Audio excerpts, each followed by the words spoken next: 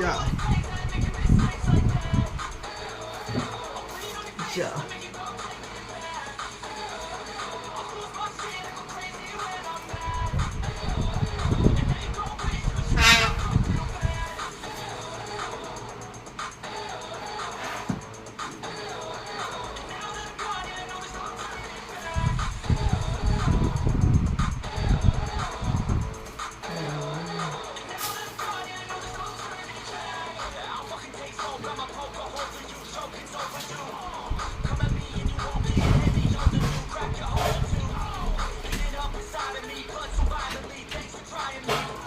เดี๋ยวแม่เธอเอาขาตั้งกล้องไปนี่เชฟเคยเอาในกระเป๋ามีเฉพาะโย่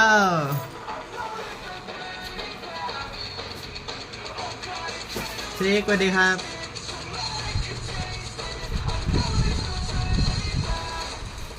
ย่าย่า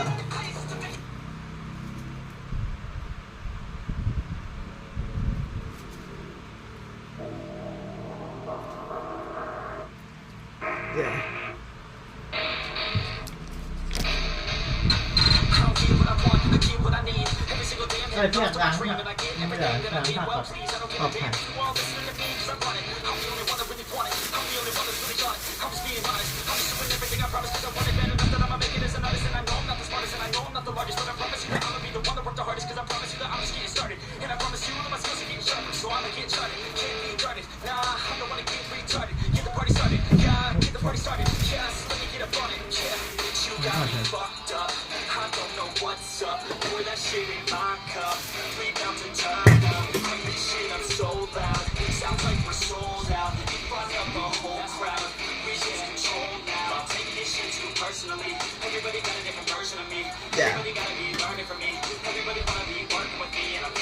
กีตาร์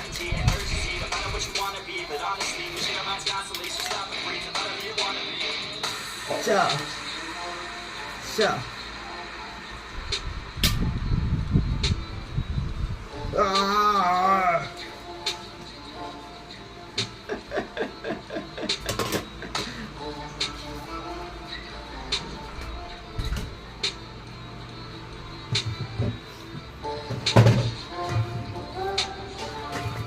ไม่เสียค่ะ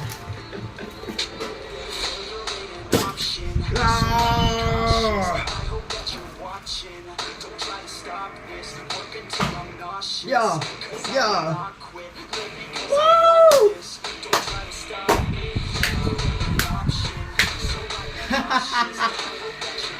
ฮะ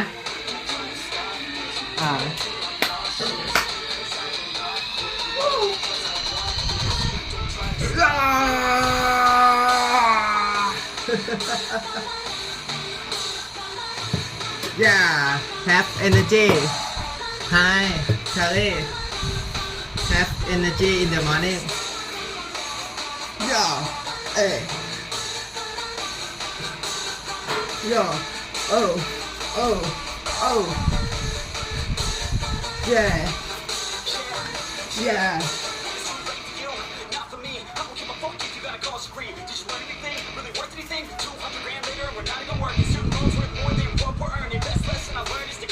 ต้องไปทำงานแล้วนะผมโอเคครับผมเจอกันซิไอพีค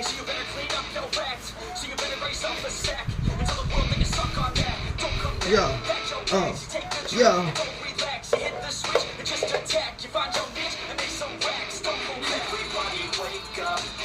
ฮะอ๋อ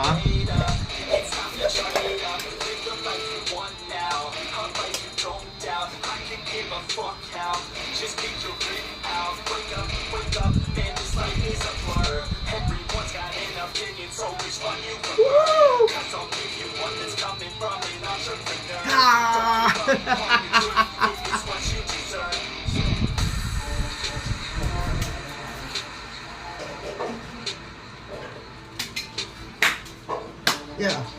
Oh.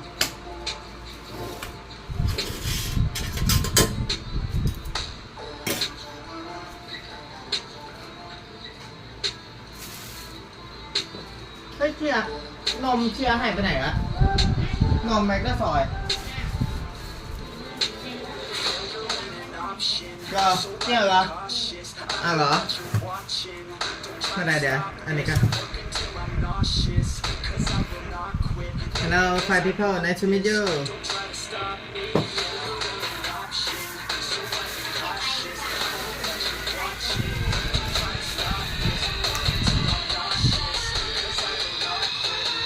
เอาไงนะอ๋อโอเค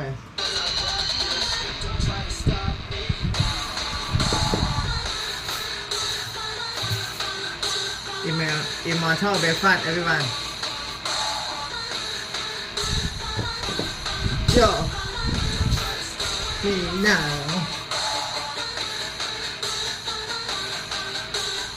Yo Oh Hey yo รู้หรือเปล่าว่าที่หน้าจอมีอะไรใหม่ก็คอลเลคชันใหม่นาทูนของเล่นรูปสัตว์โลกไงสแกน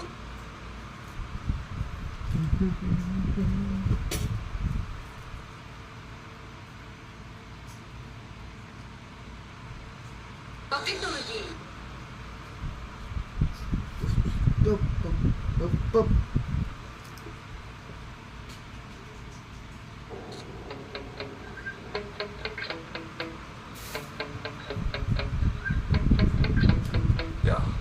Yeah.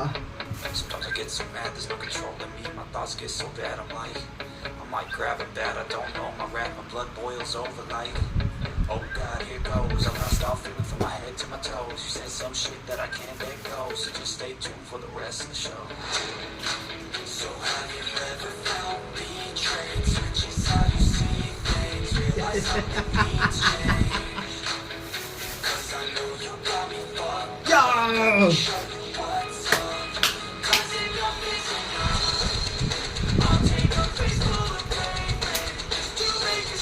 Yeah,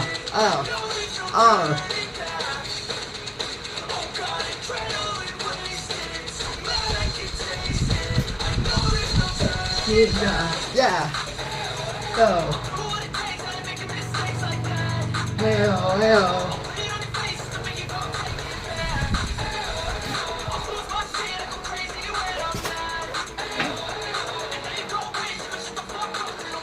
I want to go to outside.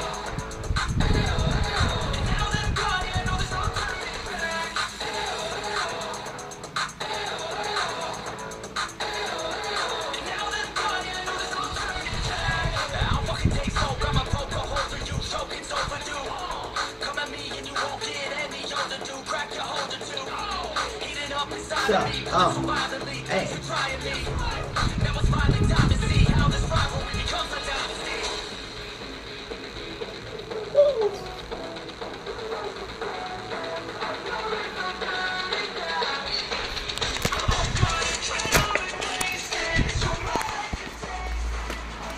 Let's go.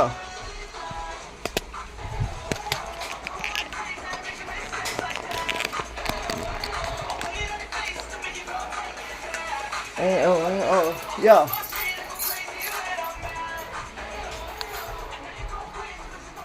Hup.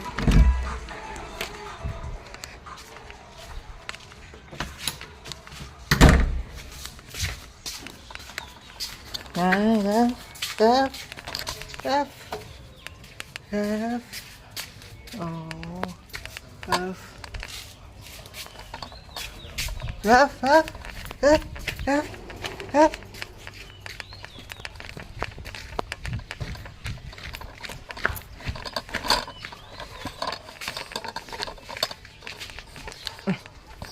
ไม่นิ้ว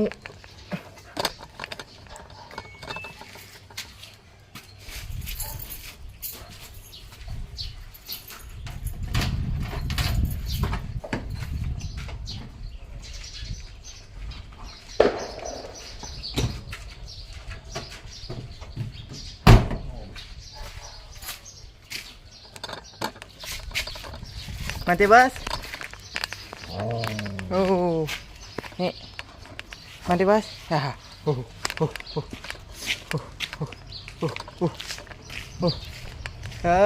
Dimensional.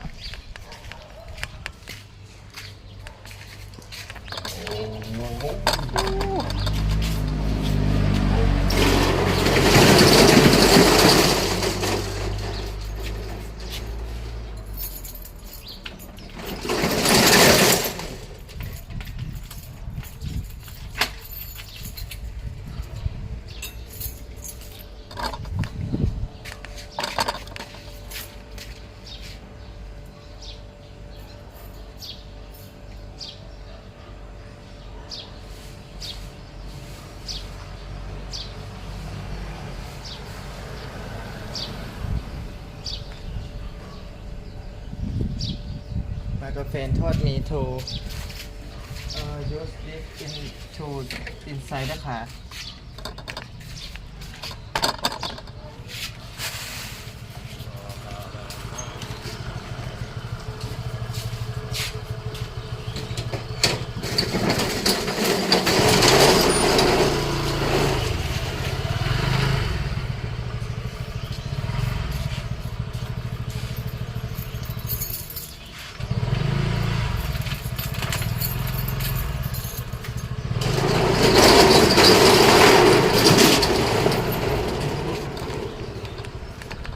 Hello, three people. Nice to meet you.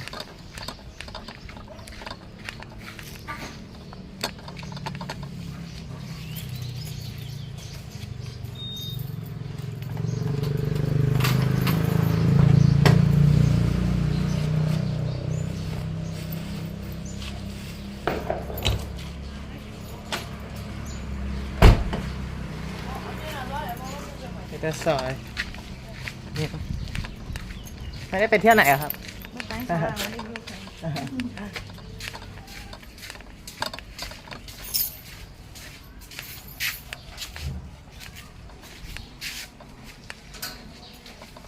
Let's go. Today is very amazing and exciting very much everyone because I wake up at 3:25 a.m. in the morning and I go to like coding training myself coding.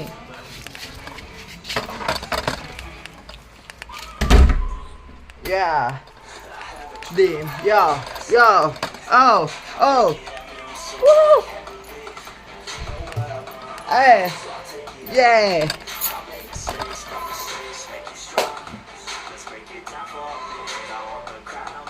Oh.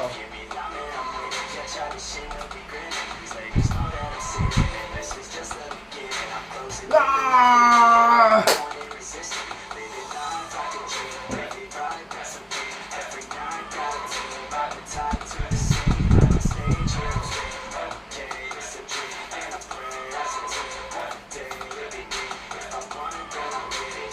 Oh.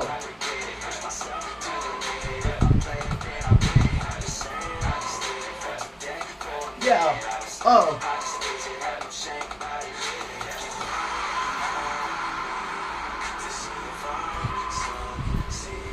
Woo. Yeah.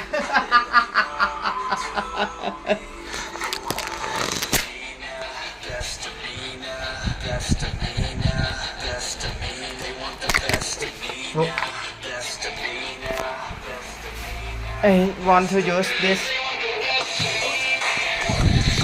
Hello, 5 people. Nice to meet you. Oh, yo.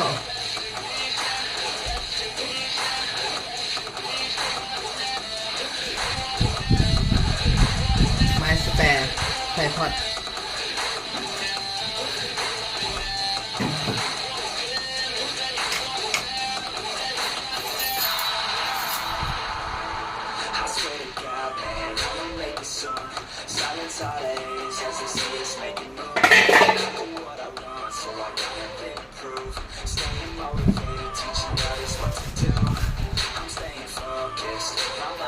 Meet อยู่ไหนจ๊ะพี่อ่ะ Meet ไอ้เนี่ยมีขัดตะอ๋อเจอ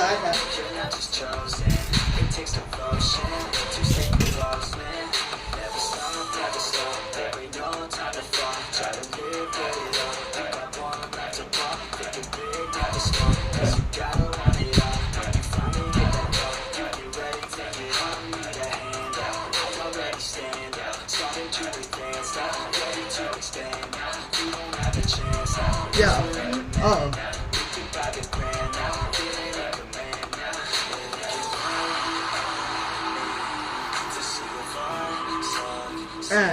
Yeah.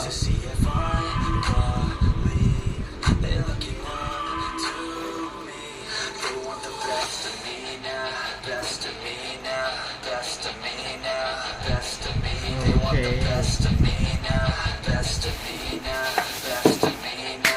Yes, the beat now. Beat now. Yeah.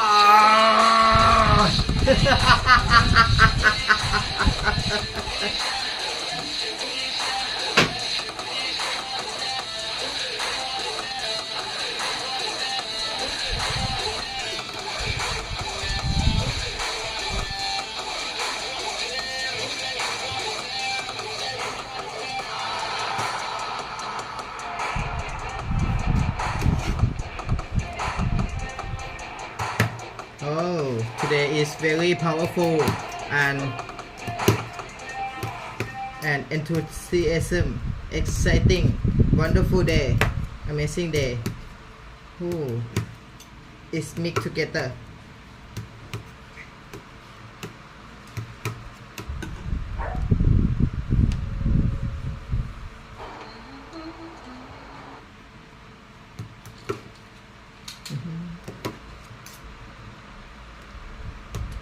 No.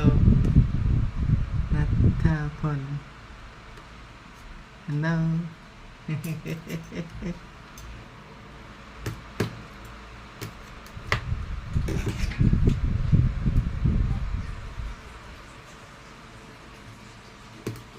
Welcome to channel I am Chia Iwan. Channel that have powerful. Yeah. Oh, oh.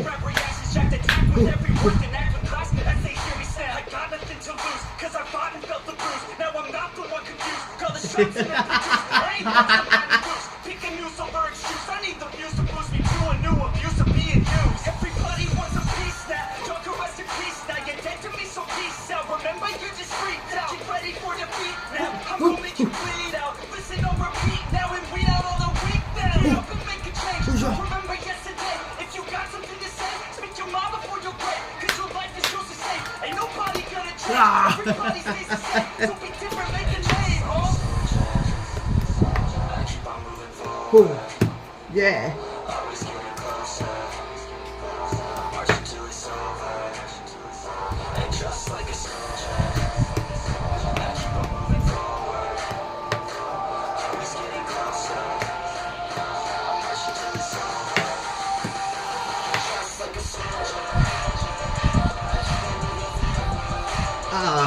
Hey.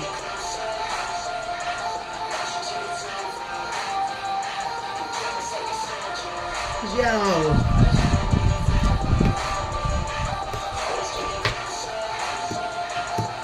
Oh.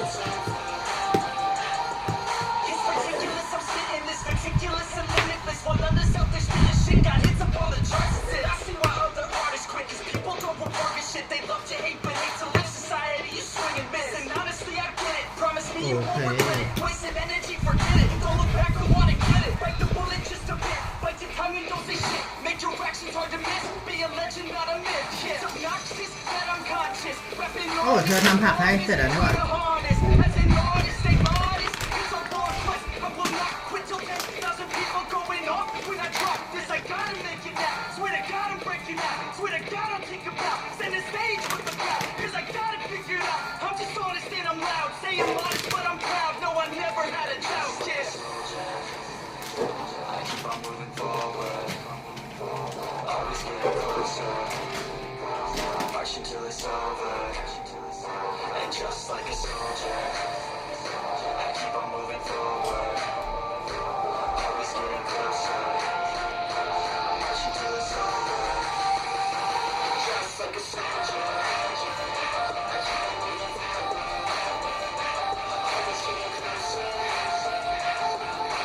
Yo.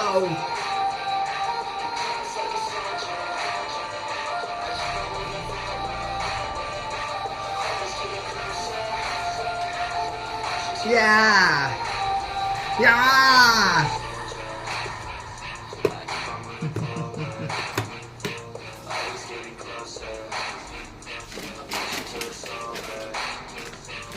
This is Canberra, everyone.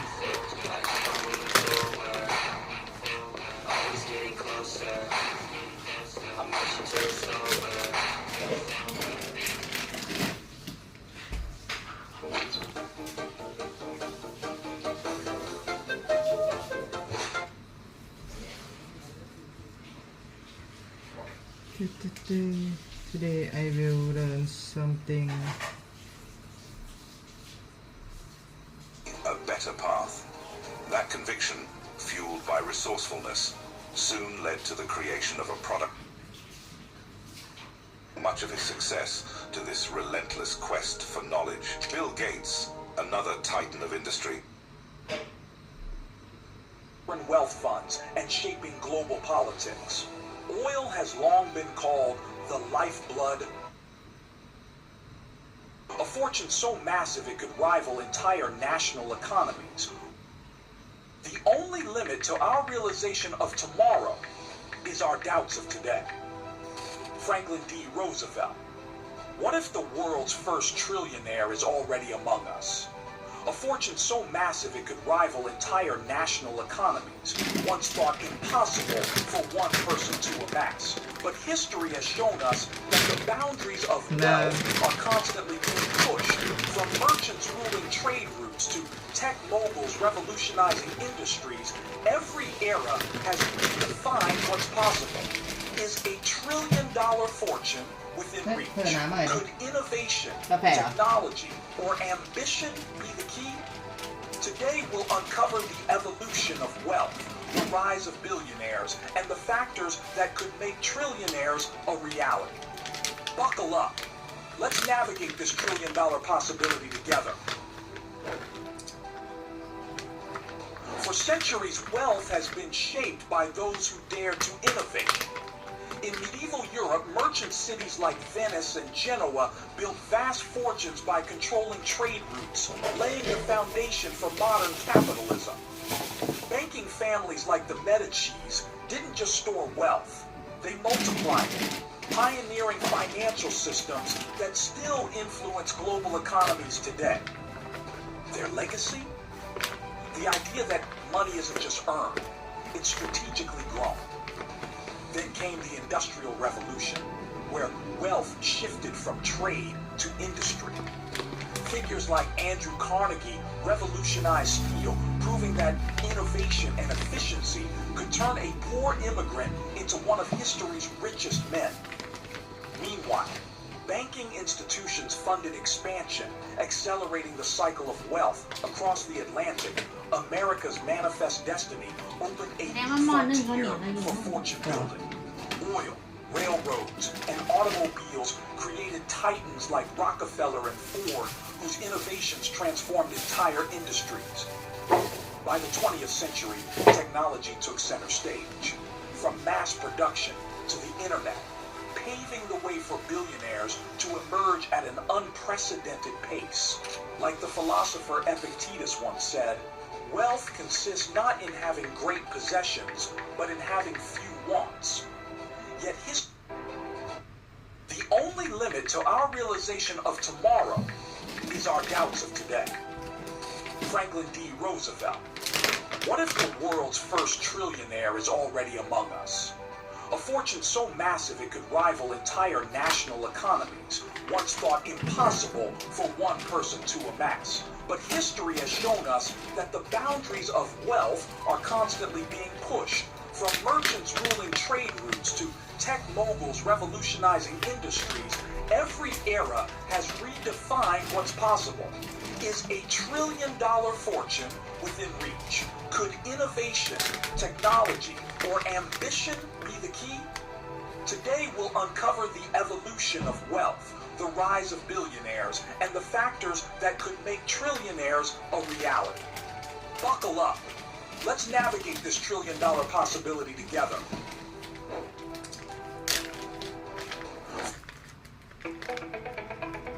Necesitas impulsar tu negocio.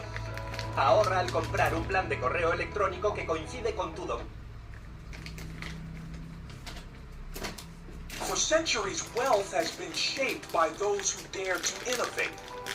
In medieval Europe, merchant cities like Venice and Genoa built vast fortunes by controlling trade routes, laying the foundation for modern capitalism.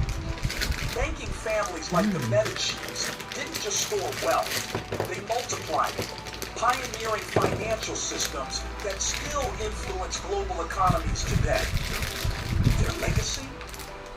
The idea that money isn't just earned, it's strategically grown.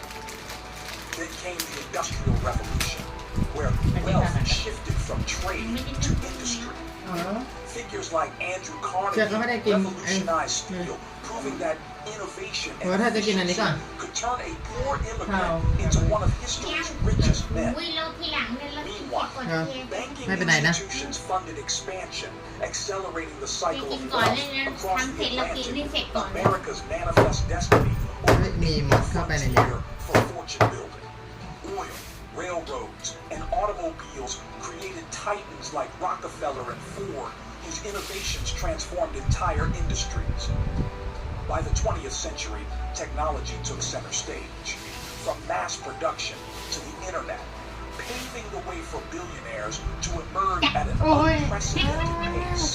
Like the philosopher Epictetus once said, wealth consists not in having great possessions, but in having few wants. นานแล้วไม่ได้กินพุดดิ้ง History เทียน shows that แล้ว those ก็นานแล้วที่เจมไม่ได้กอด impact often accumulate unimaginable fortunes.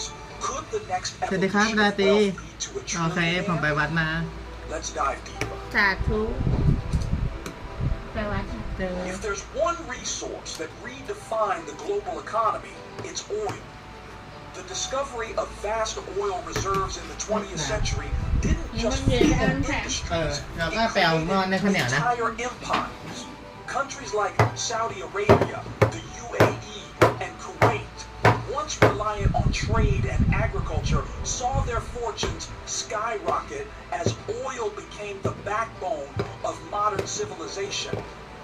With black gold beneath their feet, these nations transformed into economic powerhouses, using their wealth to build futuristic cities, invest in global markets, and wield influence on the world stage.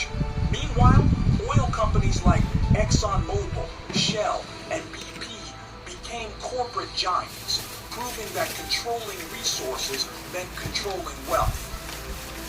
John D. Rockefeller's Standard Oil set the blueprint for this, becoming one of the most powerful businesses in history before being broken up for monopolizing the industry. Even today, oil remains a dominant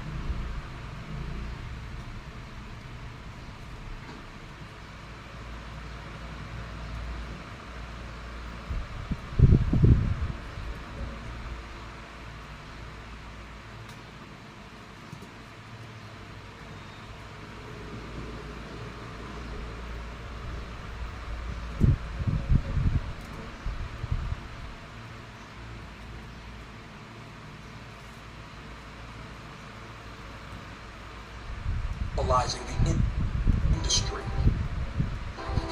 Even to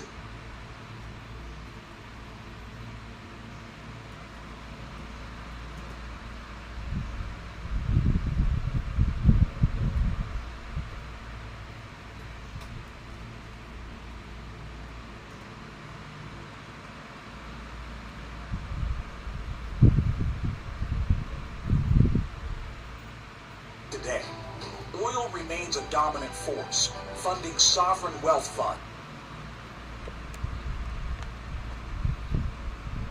ทำไมดูไม่ตื่นเลยครับ คืออะไรเหรอดูไม่ตื่น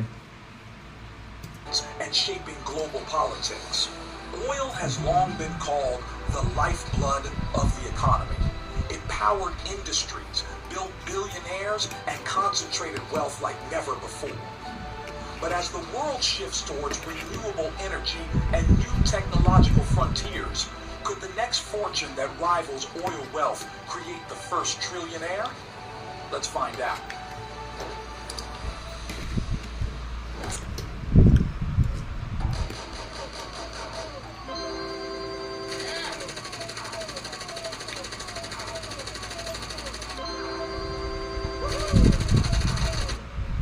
For most of history,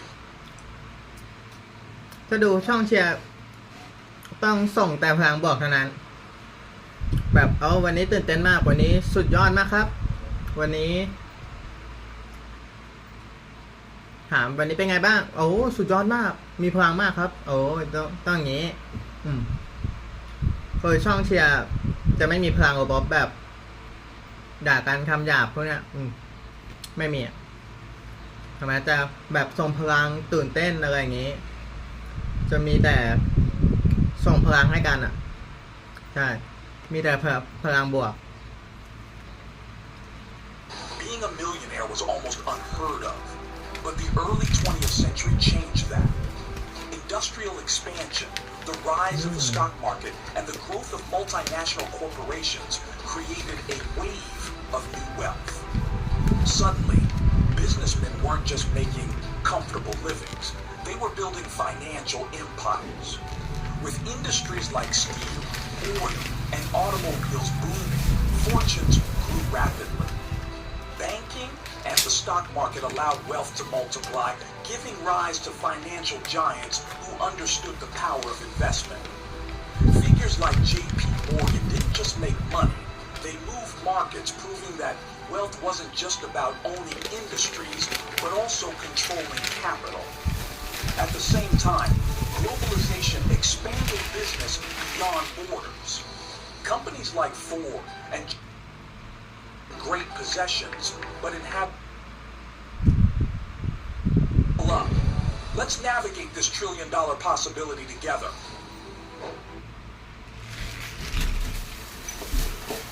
Franklin D. Roosevelt.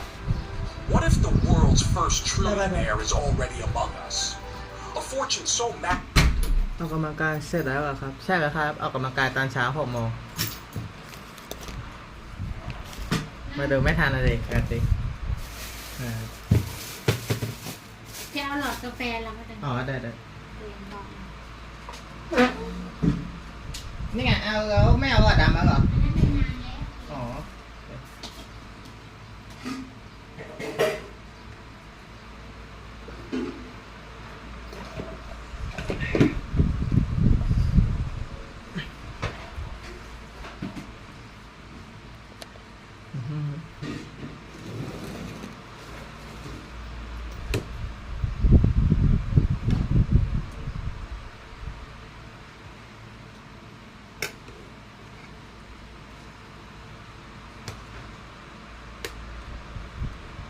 It could rival entire national economies, once thought impossible for one person to amass. But history has shown us that the boundaries of wealth are constantly being pushed, from merchants ruling trade routes to tech moguls revolutionizing industries. Every era has redefined what's possible. Is a trillion-dollar fortune within reach? Could innovation, technology, or ambition be the key? Today we'll uncover the evolution of wealth, the rise of billionaires, and the factors that could make trillionaires a reality. Buckle up. Let's navigate this trillion-dollar possibility together. For centuries, wealth has been shaped by those who dare to innovate. โอเค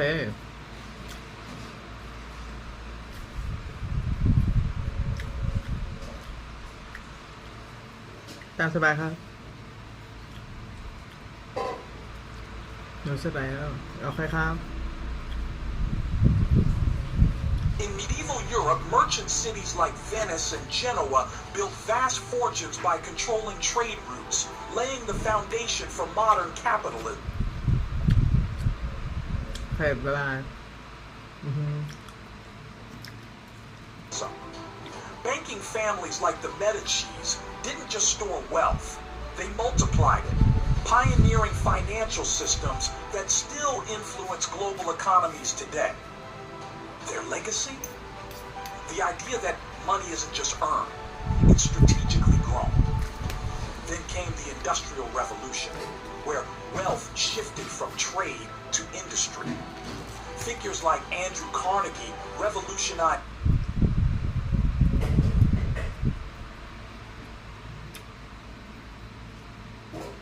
steel, proving that innovation and efficiency could turn a poor immigrant into one of history's richest men. Meanwhile, banking institutions funded expansion, accelerating the cycle of wealth across the Atlantic. America's manifest destiny opened a new frontier for fortune building. Oil, railroads, and automobiles created titans like Rockefeller and Ford, whose innovations transformed entire industries. By the 20th century, technology took center stage, from mass production to the internet, paving the way for billionaires to emerge at an unprecedented pace. Like the philosopher Epictetus once said, wealth consists not in having great possessions, but in having few wants. Yet history shows that those อร่อยเหรอ กินพุดดิ้ง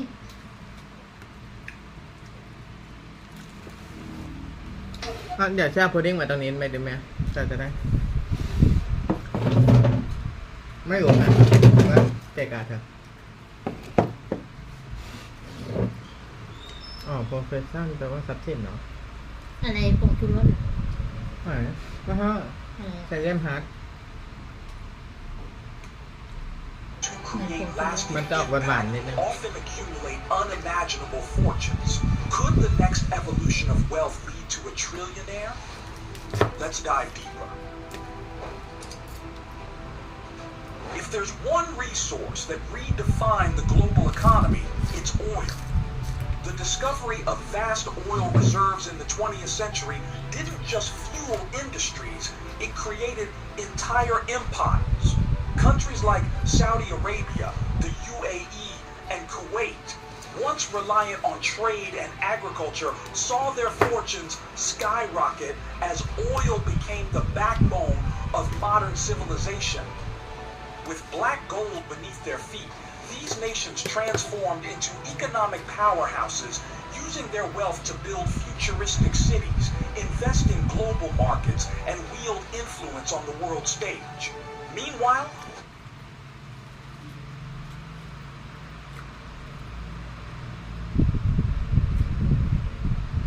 อยากยิ่งใหญ่อยากเป็นเศรษฐี oil companies like ExxonMobil, Shell, and BP became corporate giants, proving that controlling resources meant controlling wealth. John D. Rockefeller's Standard Oil set the blueprint for this, becoming one of the most powerful businesses in history before being broken up for monopolizing the industry. Even today, oil remains a dominant force, funding sovereign wealth funds and shaping global politics. Oil has long been called the lifeblood of the economy. It powered industries, built billionaires, and concentrated wealth like never before. But as the world shifts towards renewable energy and new technological frontiers, could the next fortune that rivals oil wealth create the first trillionaire? Let's find out. For most of history, being a millionaire was almost unheard แก๊สเหรอเธอ นะ เสียงแก๊สนะ แล้ว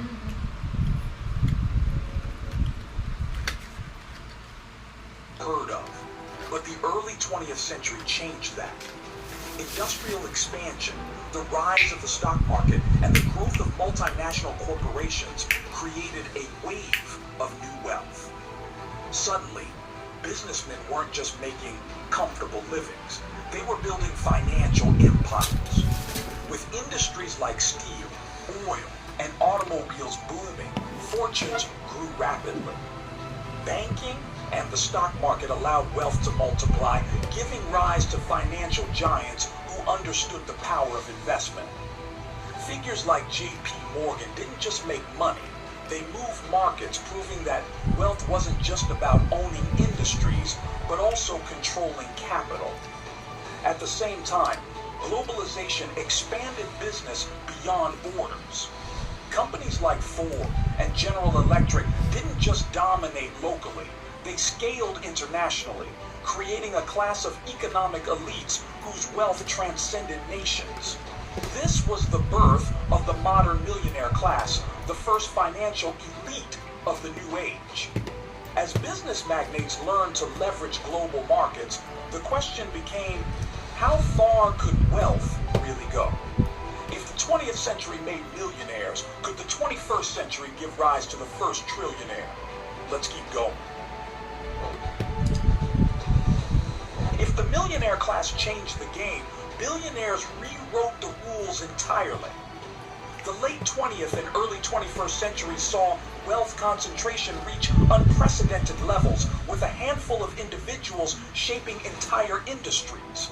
But unlike the industrial titans of the past, today's billionaires didn't just build businesses. They transformed how we live, work, and communicate. Tech visionaries like Bill Gates revolutionized computing with Microsoft. Jeff Bezos redefined commerce with Amazon. And Elon Musk disrupted transportation and space exploration with Tesla and SpaceX. Their fortunes weren't just a result of hard work. They came from scaling innovation on a global level. Then came the rise of data-driven empires. Mark Zuckerberg's Facebook changed how people connect, while Google's founders, Sergey Brin and Larry Page, turned information into one of the most valuable resources of the digital age. The ability to harness technology and networks accelerated wealth accumulation in ways never seen before. Baron Rothschild famously remarked, "Buy when there's blood in the streets," a principle that many billionaires have embraced in times of crisis. Whether during market crashes or industry shifts, these billionaires thrived by seizing opportunities.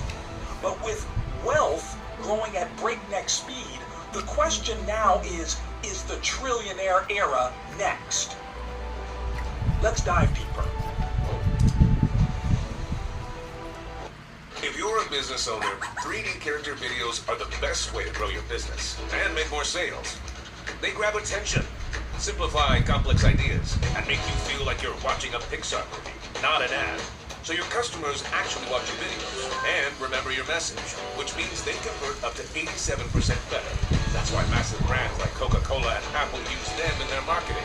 But the problem is, they are super complicated to make and can cost up to $50,000. Thankfully, that's why we built Create Studio, the easiest way to create 3D character videos for your business. That makes animation so easy, it feels like cheating. Create Studio is already trusted by 90,000 business owners and the #1 rated video software on Capterra, with over 700 5-star reviews on Trustpilot. How does it work? Just choose from your massive library of assets, scenes, and characters, all pre-animated by our team of Pixar-trained designers. Then, customize your characters in just a few clicks, changing their hair, selecting their actions, and lip-syncing their voices in one click. Then, hit export. And in just a few minutes, you have a professional 3D character video, perfect for your website, social media, or sales funnels. Plus, with our new AI features, it's even easier to create viral shorts and high-converting videos. Now, normally, Create Studio sells for $299 per year, but for a limited time, you can get lifetime access for just one payment of $67 with 0 recurring fees. And when you act now, you'll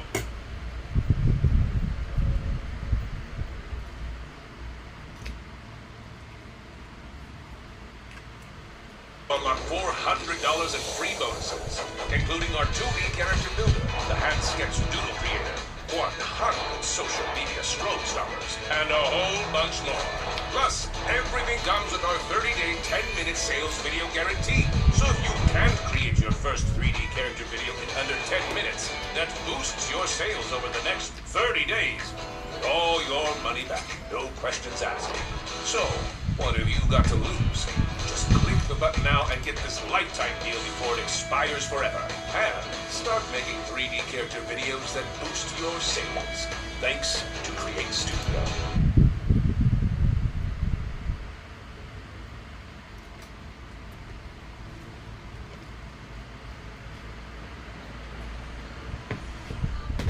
Alright team, we're transitioning to flat, but tasks are still going to be on Bullfrog. Did nobody see my poppycock post? There was no clappy claps on it. Make sure you track your time on Fireplace. Then, ping me on SmackDown. Guys, we don't need any of those anymore. We have ClickUp. Where do we chat? ClickUp. What about managing projects? ClickUp. Docs. If wealth accumulation was impressive in the past,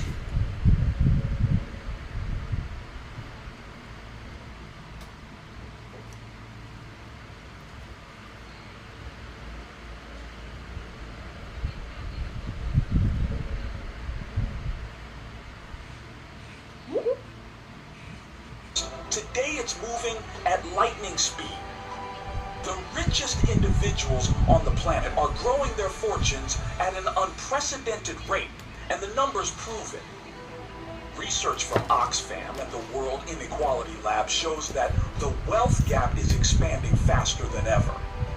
The Forbes Billionaires Index shows that not only are billionaires multiplying, but their net worths are skyrocketing faster than ever before. So, what's fueling this rapid surge in wealth? A few key factors stand out.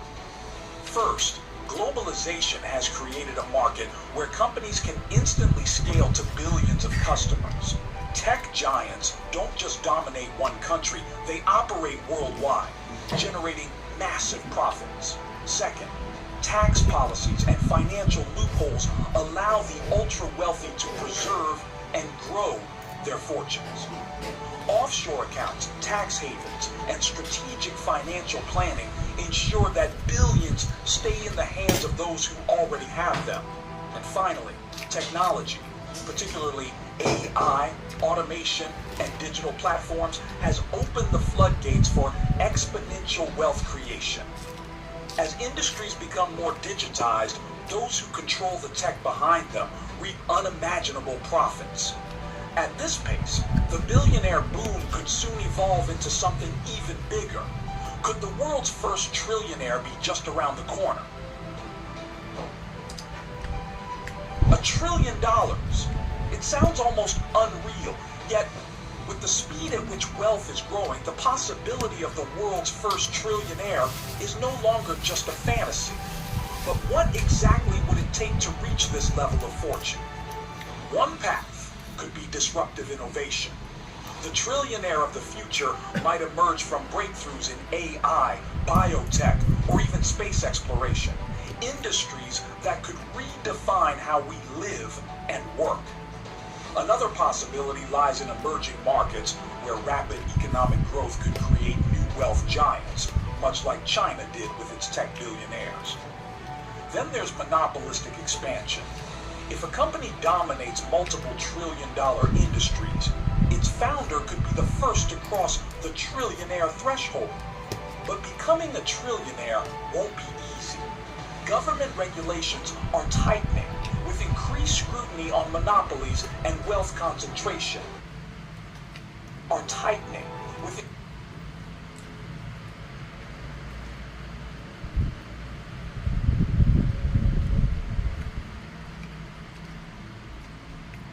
Increased scrutiny on monopolies and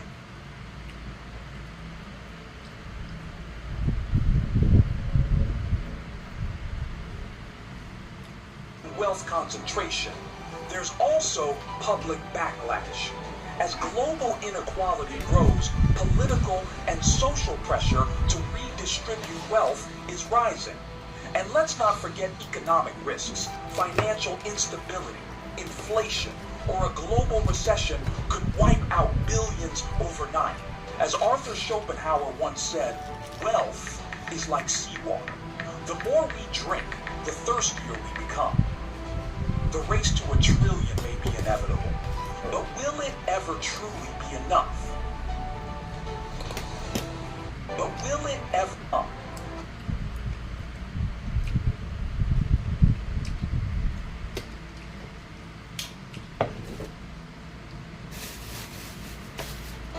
The race to $1 trillion may be inevitable, but will it ever truly be enough? So could the first trillionaire be walking among us today? Given the rapid pace of wealth accumulation, it's certainly possible. Industries like AI, space exploration, and biotech are scaling at unprecedented levels, and history shows that when industries boom, so do fortunes. If someone can dominate multiple trillion-dollar sectors, they could be the first to hit the milestone. But is it inevitable? Not quite. Governments worldwide are ramping up regulations to curb monopolies and extreme wealth concentration. Public sentiment is shifting, with increasing debates about wealth inequality and fair distribution of resources. Economic downturns, stock market crashes, or disruptive policies could all prevent an individual from ever reaching trillionaire status. And then comes the ethical question, should one person control that much wealth? Some argue that extreme wealth could be used for global good, funding space colonization, curing diseases, or solving climate change. Others fear it could lead to even greater economic disparity and corporate influence over governments. Perhaps the first trillionaire is already among us, or perhaps the world won't allow it. Either way, we're entering a new era, one that will redefine wealth, power, and opportunity. With this AI tool, you can create a complete storybook from just one keyword. Not just stunning visuals, but a full narrative, page by page, with consistent characters, a compelling storyline, beautiful book covers, and everything ready to go in minutes. But that's not all. You can also create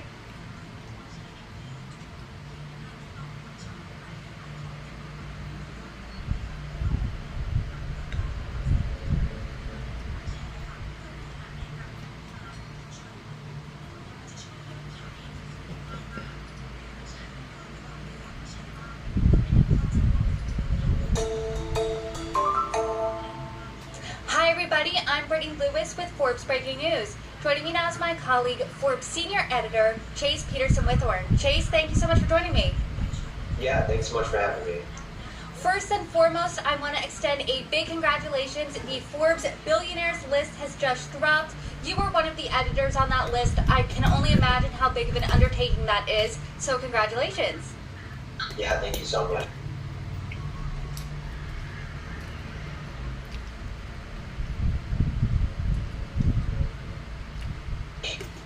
I do want to do a deep dive into the list, but first, give us an overview.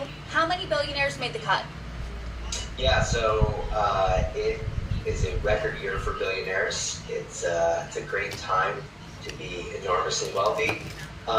We found 2,781 billionaires all around the world, which is...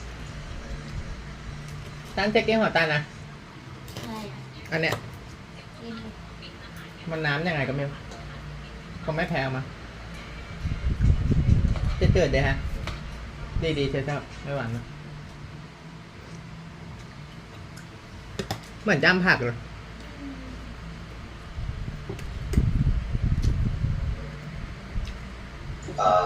The record. It's about 141 more than we've found before, and they're worth a record $14.2 trillion. So they're richer than ever, and they are more than ever. The super rich keep getting richer. That seems to be a trend. So there's more billionaires this year. Let's cut to the chase, if you will. Who is number one? Who is the richest person in the world? The richest person in the world is Bernard Arnault, who is a French billionaire who's worth $233 billion. And he's the man behind LVMH, which is a huge fashion conglomerate that owns brands like Louis Vuitton, Sephora, Tiffany, Christian Dior. Sort of has his hand in everything. Is him being at the top of the list, is this at all surprising to you, who covers billionaires for a living? No, he's been at the top. He was at the top last year, but he's been over the past few years battling it out with Elon Musk mostly.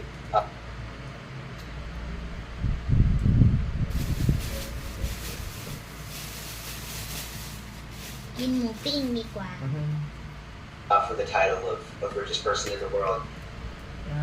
จบนะชอบตุกตัน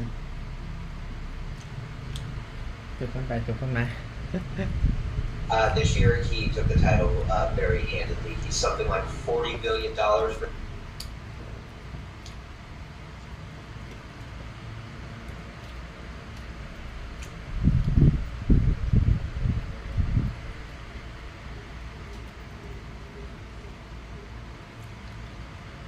Richer than Elon Musk, who was number 2, and then Jeff Bezos was number 3, just $1 billion behind Musk. So he has about a $40 billion lead on those guys, which is a tremendous amount of money.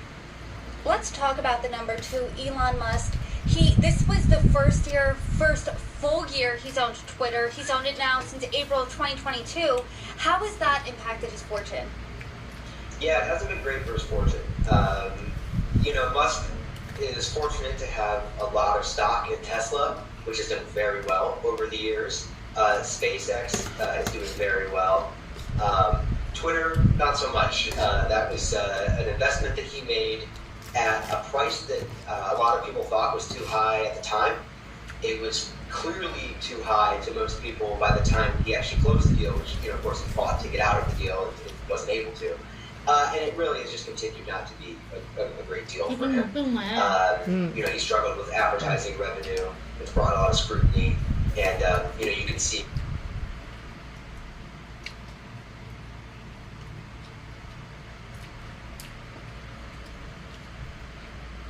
a lot of the investors that have invested alongside him have continued to sort of mark down the value of their stake in the business. So, Twitter, maybe good for Elon's free time, but definitely not great for his net worth.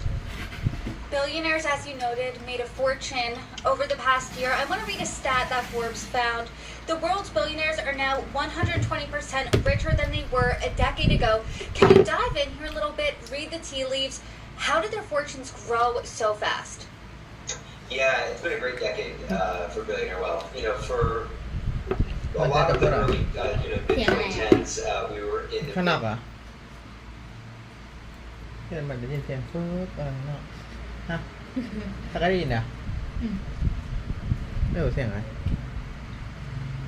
แต่เราปิดโปรแกรมแล้ว คนหน้าหมายอะไรป่ะ And the markets were really rapidly rising and interest rates were really low. It's just a great environment for rich people to continue getting richer. There was a brief dip during the COVID crash where a lot of billionaires lost a whole lot of wealth, and they made it back very, very quickly. And you can sort of track right along with the stock market, right? It's been up a lot over the last decade. It crashed really hard during COVID. It came roaring back, and despite inflation and despite wars and sort of turmoil that's going on in the world. Markets in a lot of the world are higher than they've ever been, and the people who sort of control those markets are certainly richer than they've ever been by and large.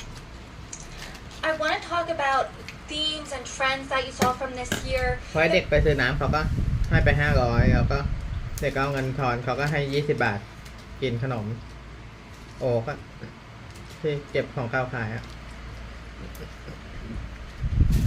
ดีเขาก็รับงานได้เงิน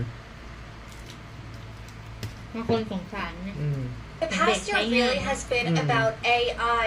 Did we see an uptick in billionaires who work in this field, who have their hands in AI? What did that look like? Yeah, the AI gold rush is certainly in full swing, and there are a lot of billionaires who are getting richer because of it. Some of them are starting AI companies. People are running AI companies. People like Lisa Su, who's the CEO of AMD, is a new billionaire this year. People like Sam Altman, who runs OpenAI, is a new billionaire this year, although not because of OpenAI. He was stock in OpenAI, but he made a lot of other tech investments. So, there are a lot of people who are getting rich directly off of AI. But there are also a lot of people who are sort of providing servers to AI companies who are getting wealthier. ต่อไปฉันก็ต้อง Tech เป็น fortunes มหา in เศรษฐี general กับเกี่ยวกับ AI that are just up a lot over the past year, based just on broad AI enthusiasm in the markets. The idea that artificial intelligence will also positively impact their business. So just in general, if you look at the great tech fortunes, people like Larry Ellison or the Google co-founders or Mark Zuckerberg, those guys are all by and large up quite a bit, and a good portion of that is definitely just broad AI enthusiasm. Aside from enthusiasm we see with AI, tech in general, what other industries minted billionaires this year? Yeah, so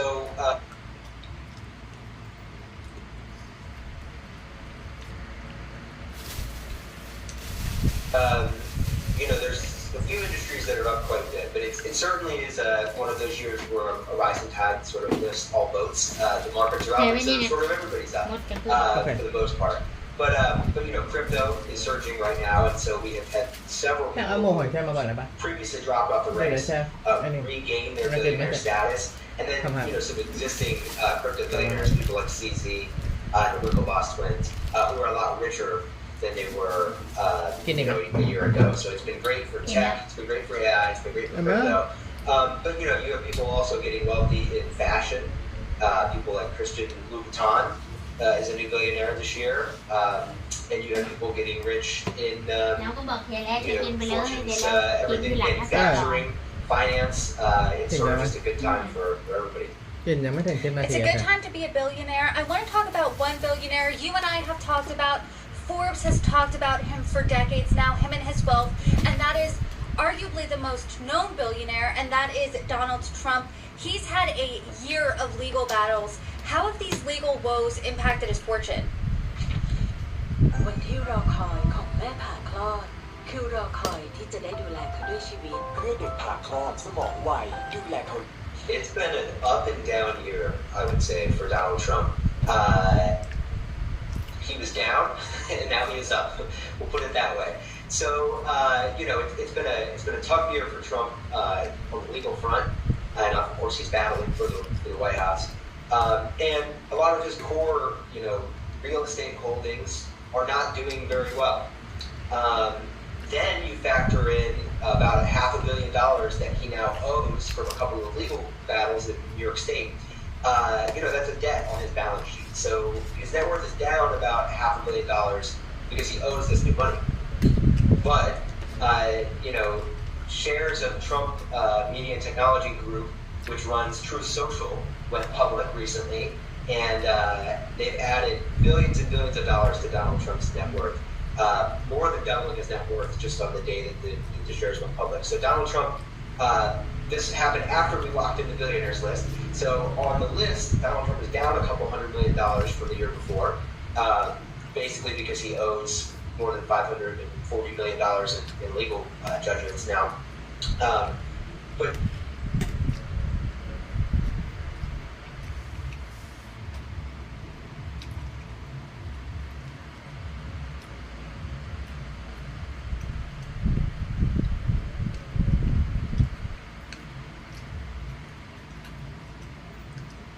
since then, his net worth has more than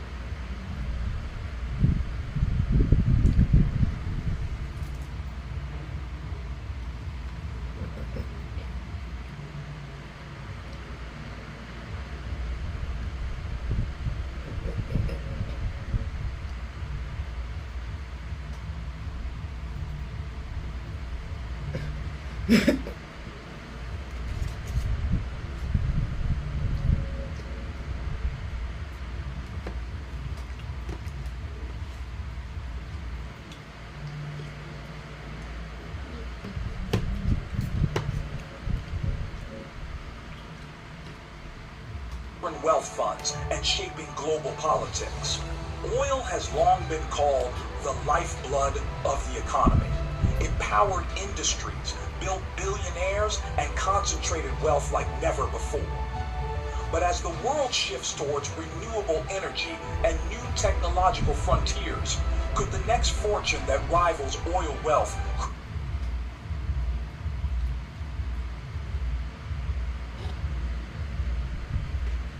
the thirstier we become? The race to $1 trillion may be inevitable, but will it ever truly be enough? So could the first trillionaire be walking among us today? Given the rapid pace of wealth accumulation, it's certainly possible. Industries like AI,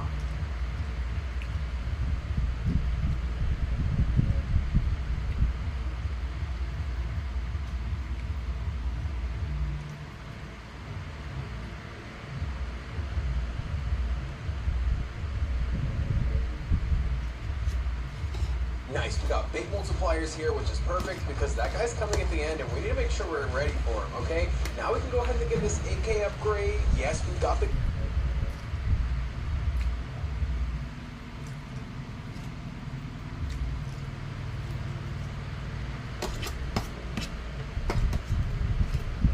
Price in over a century.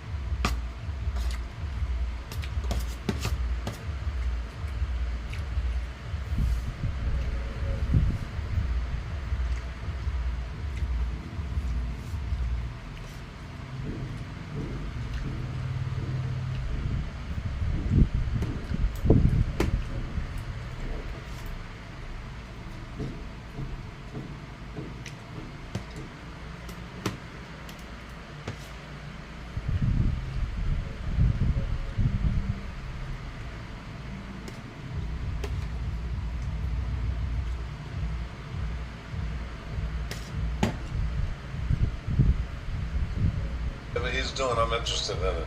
They're a special human being. Can't leave him alone for a minute. He'll invent a nation. I don't even know how to drive. You don't know how to drive? No, but if he's doing it, I want to see it. I love this man. He just showed it to me in the drive. I did actually, yeah, absolutely. And I like it because we have a problem about it. I just left Brazil, you know, and with sugar biody's okay. I don't think corn works, does it? No, it doesn't. No, they're dreaming. Yeah. And so I've been paying attention. I learned a lot from them. Yeah, the electric is definitely the way to go because, you know, the problem with the biofuel stuff is it ends up displacing crops, and, you know, people forget, like, you know, other countries, food's expensive. I mean, you know, it's too expensive, they starve. It's fast. Better acceleration than any Aston Martin or any Ferrari currently in production. It's an electric supercar. Great looking. Let me tell you a few important details about the car. First of all, this car is twice the energy efficiency of a Prius. A miles per gallon equivalent, EPA rated, is over 200. The range is a 220 mile combined highway city. That's the EPA rated range, and that's with the AC on. I mean, so it's actually a real range. We've gotten as much as 270 miles just driving around the city with the AC off. So it's actually got a pretty substantial range. The charger's built in, so all you need to charge it somewhere is an extension cord. And it's got an extension cord you can just carry with it. So if you go to a friend's house, you just plug it in like it's a hairdryer. It'll do a full charge in 3.5 hours. See, I was already talked about the incredible acceleration. I mean, on a track, this will crush a Ferrari, Aston Martin, whatever. You just, you know, leave them in your dust. So it's the only car that is incredibly fast and great handling and all that. But its efficiency is so great that anyone who's driving another sports car should be embarrassed. I mean, this is, you know, you're slower and you're killing the environment. How can you do that? The battery has almost 7,000 cells, so you could lose hundreds of cells and still have no problem, only lose a small percentage of your range. It's very safe. We've taken extreme measures to ensure safety. The battery is non-toxic and landfill safe. You can download songs onto the car's hard drive. You can plug in your iPod. It's got Bluetooth for your headset. It's got everything you expect. There's almost no scheduled maintenance because there's no oil changes, no filters, no tune-ups. It should just, you know, run for years and years without any need for intervention. This is the future. The only pure electric highway-capable car for sale in the United States today. It's absolutely straightforward to get insurance. And saves the environment. SpaceX. I believe you said in the past that you've never wanted to IPO SpaceX. Is that the case? And if so, what's your thinking behind that? Yeah, there was a time when I thought IPO might make sense for SpaceX early on, but I come from a conclusion sort of with the experience of Tesla and Solar City that the stock market is fairly short-term oriented. I mean, I guess, you know, it's somewhat cliche, but after having had many conversations with investors who, you know, would tell me that on one hand that they're long-term, but on the other hand they've got to write their annual shareholders letter, and it's you know, they don't know what, you know, and we didn't quite make the numbers for that quarter, and then their careers writing on it, like, oh man, this is rough. So I came to the conclusion that's probably not a great idea to take SpaceX public until we really have built the technology necessary to take people to Mars, which admittedly could be a while. Hopefully not too long, but it could take a while to do that. But it's difficult to say to the street, hey, we're building this technology to take people to Mars. It's going to really pay off in 12 years. You know, when you've had, like, you know, 2 career changes. It's like, that's a hard one for them to swallow, I think. How important is making sure that people are happy a big deal for you? I think it's very important that people are happy at work. You know, I think first of all, people are much more productive. They get a lot more done because they're leaning in towards work as opposed to hoping to escape work. So I consider it an important part of my job to make this a happy work environment and as enjoyable as possible. And I also think that life is rather short. If you don't, and you spend so much time at work, that if you don't make the workplace a happy place, you've just made a lot of people miserable. When people hear about happiness at work, they sometimes think it's a bit of a sort of hippie or new age concept. Oh, really? What do you reckon? No, I guess if it is, then I wouldn't consider myself New Age really at all. I just think that happiness is a good thing and ought to be encouraged, and that it actually benefits the company, because if people like being at work, they'll work harder and longer, and because it doesn't feel like work.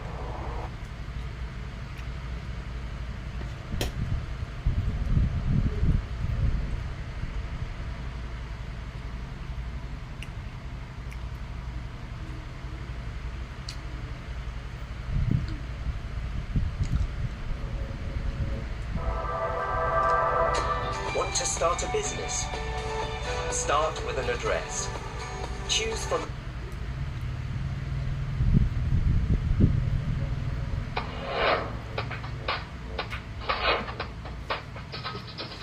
Elon Musk was born in South Africa. At 12 years old, he sold his first piece of commercial software he programmed. Years later, he went on to make his fortune during the internet boom, making just under $200 million as PayPal and just over $20 million with Zip2. Now, 39 years later, Elon is building rocket ships and making electric cars as the CEO of SpaceX and Tesla Motors. Elon's dream is to make living on Mars a reality, maybe an affordable reality, during his lifetime. Here's my interview with Elon Musk, one of the most celebrated entrepreneurs today. So clearly you have many aspirations and an overwhelming drive to innovate. Take us back to when you were young. What were you like? What did you do? And how was the motivation and drive sort of manifested and cultivated? So I definitely was very driven as a kid, and very willful.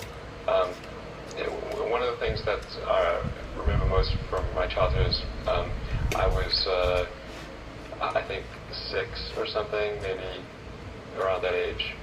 I was just learning to read, basically, and I was grounded one afternoon and prevented from going to play with my cousins who lived on the other side of town. And I disagreed with this, so I escaped from my nanny and walked across town. At 6? Yeah. Okay. And I could barely read the road signs.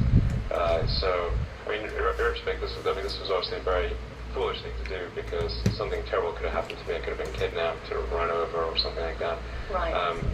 But I was so determined to go play with my cousins that I basically walked clear across the city, the capital city. At 6 years old? Yeah. And then you made it there, so you're successful, so you figured I can do anything I want.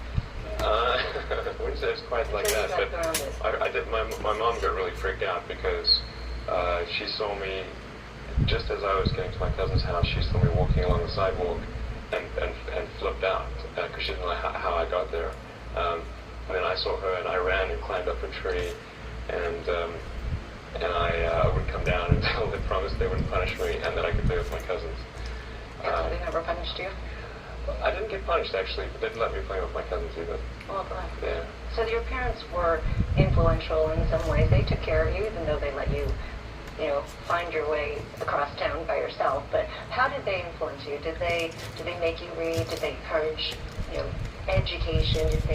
Did they make you go to science camp? Did they make you build things?